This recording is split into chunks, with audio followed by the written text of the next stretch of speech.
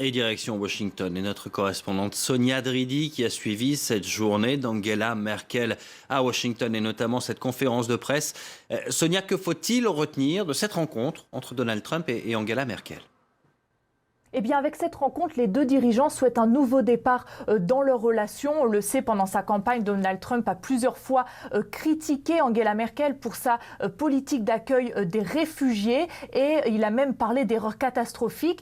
Angela Merkel y a fait référence au début de cette conférence de presse en assurant il est toujours mieux de se parler l'un à l'autre que de parler l'un de l'autre, de quoi détendre l'atmosphère dès le début.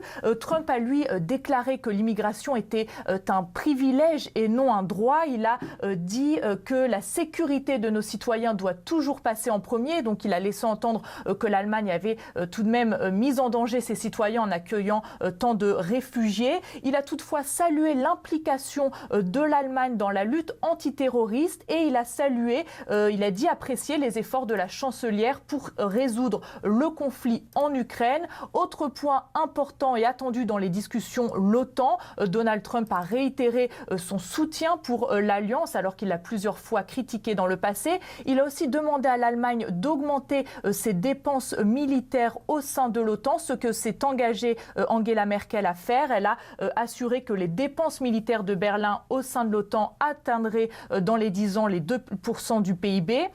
Et puis, alors que Merkel est venue à Washington aussi pour défendre le libre-échange, Donald Trump a assuré « Je ne suis pas un isolationniste ». Il a dit qu'il était un partisan du libre-échange, mais que ces dernières années, les États-Unis avaient été traités de manière injuste, selon lui, par les autres pays. Il a d'ailleurs fait un lapsus assez révélateur en disant « Je suis à la tête d'une compagnie très puissante, enfin d'un pays très puissant ». Et puis, lorsqu'on l'a interrogé sur ses accusations à l'encontre d'Obama d'espionnage, il a pointé du doigt Angela Merkel, dont les téléphones auraient été écoutés par les États-Unis, en disant « Au moins, on a un point en commun ». Alors les deux dirigeants vont se diriger maintenant dans la salle de la Maison-Blanche pour un déjeuner de travail après avoir rassuré les observateurs sur leur capacité de travailler ensemble. Sonia Dridi depuis Washington pour France 24. Merci beaucoup, Sonia.